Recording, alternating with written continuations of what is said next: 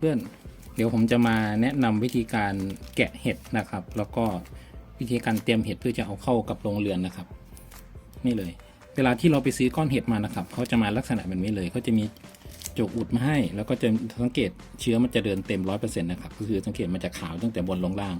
อันนี้คือเชื้อพร้อมเปิดนะครับก้อนเห็ดเชื้อเต็มประมาณนี้ครับวิธีการคือเราก็ทำการแกะฝาตัวนี้ออกนะครับ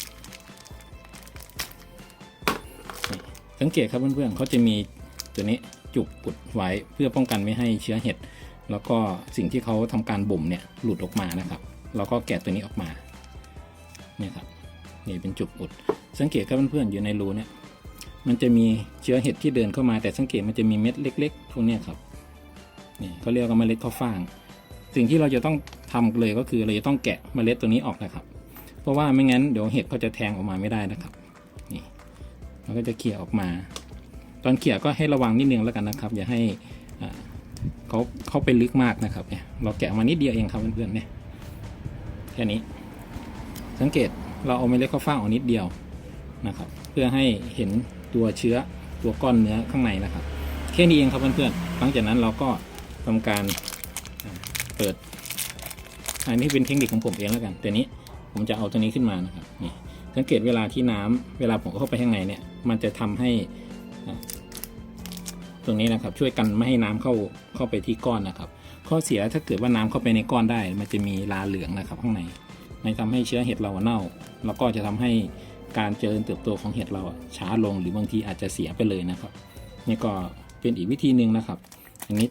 ทางฟาร์มเขาก็แนะนำมานะครับให้เราทำการเปิดตัวนี้ขึ้นมาเพื่อกันน้ำเข้าเนี่ยครับเพื่อนๆพอหลังจากนั้นผมก็เอาไปวางที่เห็ดที่ลงเห็ดของผมนะครับประมาณนี้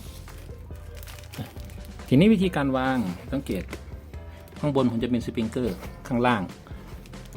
ผมจะเหลือระยะข้างหน้าประมาณ1 คืบนะครับนี่เพื่อให้เวลาที่เห็ดเขาทำการเจริญเติบโตออกมาเนี่ยมันจะได้ไม่ชนกับแสแลนที่เราจะปิดข้างหน้าเนี่ยครับผมจะมีผ้าคลุมข้างหน้าอีกชั้นหนึ่งนะครับเพื่อปิดไม่ให้น้ำไม่ให้อากาศเข้าเนี่ยครับเราก็จะถอยลงไปแล้วก็สังเกตข้างบนมันจะมีระยะของสปริงเกอร์ตรงนี้นะครับผมก็จะให้เขาลงมาแล้วน้ำไม่เข้าก้อนนะครับนี่ประมาณนี้ผมก็จะให้อยู่ประมาณนี้หลักๆคือเราจะเผื่อระยะตอนที่เห็ดเจริญเติบโตหลักๆคือเขาจะประมาณนี้ครับตัวช่อเห็ดแต่เราจะไม่ปล่อยให้เขาระเบิดเยอะหรือว่าบานเยอะนะครับเราจะเก็บช่วงที่เขาตุ่มๆจะได้อร่อยประมาณนี้ครับเพื่อนๆวิธีการวางก้อนเห็ดโอเคหลังจากนั้นก้อนถัดไปนะครับนี่ก็เหมือนกันครับเพื่อนๆแกะจุกออกเอาสำลีจุกออกนะครับแล้วก็เตรียมก้นช้อนนะครับพวกช้อนพวกเรานี่แหละแล้วก็ใช้ด้านหลังเขานะครับขวานเม็ดข้าวฟ่างขาวๆเนี่ยครับเพื่อนๆนี่ทำการขวานออก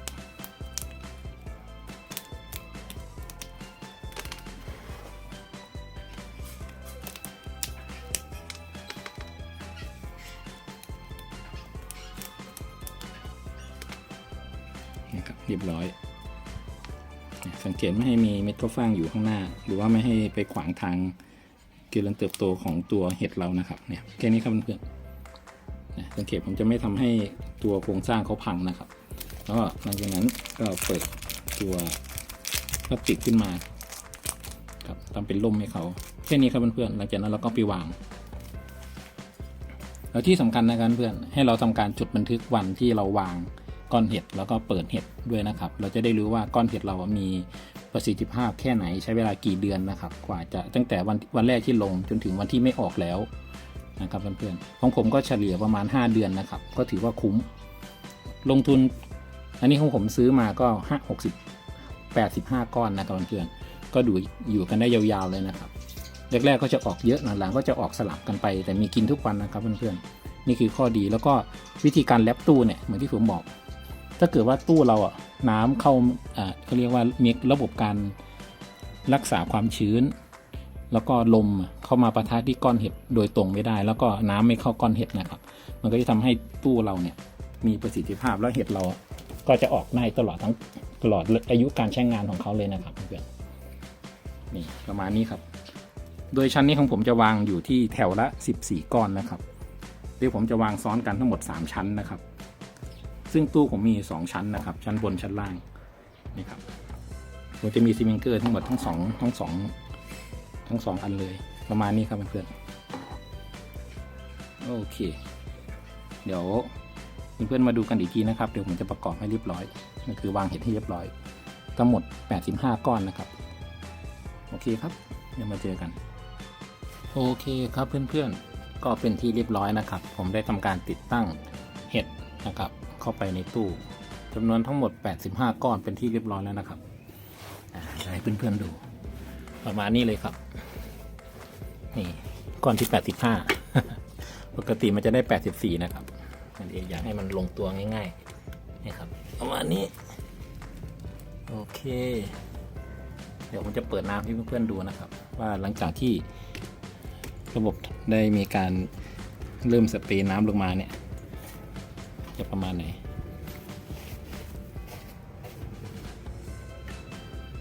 อันแรกก่อนมันจะเปิดเป็นตัวเครื่องอันนี้เลยนะครับสังเกตนะครับเพื่อนๆเหมือนที่ผมบอกไอ้ตัวเนี่ยครับเวลาเรากางลมให้เขาเนี่ยน้ำจะไม่เข้าไปในก้อนเขานะครับมันก็จะโดนแล้วก็ผ่านก้อนไปนี่ครับผมก็จะเปิดประมาณ1 นาทีนะครับทีนี้เช้า1 เวลา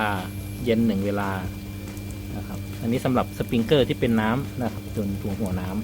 ำโอเคหลังจากนั้นเดี๋ยวผมจะเปิดระบบตัวสเปรย์หมอกให้เพื่อนๆดูนะที่ผมปิดอันนี้ไปก่อนแล้วก็จะเปิดที่ตัวสเปรย์หมอกเลยนี่ครับมันจะมีสเปรย์หมอกเนี่ยมันทำให้เห็ดเราเนี่ยชุ่มชื้นตลอดเวลา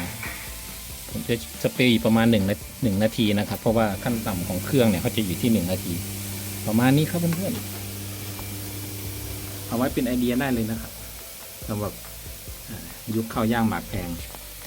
ลงทุนทีเดียวแล้วก็อยู่ได้ประมาณ3 4 5ประมาณนี้แล้วแต่ว่าเราดูแลรักษาก้อนเห็ดได้แค่ไหนนะครับหลักๆคืออย่าให้น้ำเข้าก้อนได้แล้วก็ตอนที่เราดึงไอตัวช่อเห็ดออกมาเนี่ยก็พิถีพิถันนิดนึงแล้วกันนะครับอย่าให้เชื้อเห็ดเขาหักปิดทางออกของก้อนนะครับแต่ถ้าก้อนไหนที่มันปิดเนี่ยเราก็ใช้ช้อนนะครับในการแคะออกโอเคครับเพื่อนๆประมาณนี้นี่ก็จะมีไอหมอกออกมาโอเคครับเพื่อนๆเอาไว้เป็นไอเดียนะครับยังไงก็ถ้าเพื่อนๆเห็นว่าคลิปนี้เป็นประโยชน์ก็อย่าลืมกดไลค์กดแชร์กด Subscribe นะครับแล้วก็แชร์คลิปนี้ให้กับเพื่อนๆท่านอื่นได้รับรู้ด้วยโอเคครับเพื่อนๆไว้เจอกัน EP หน้าครับสวัสดีครับ